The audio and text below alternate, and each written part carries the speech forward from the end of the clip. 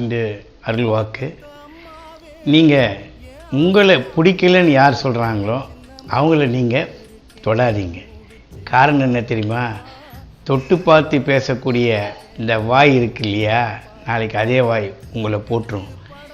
நீங்கள் எப்போவுமே புத்திசாலித்தனத்தை இறைவன்கிட்ட காட்டுங்க, மனிதர்கிட்ட காட்டாதீங்க. ஏன்னா மனிதனை படைத்ததே இறைவன் என்பதை நீங்கள் புரிஞ்சுக்கணும்.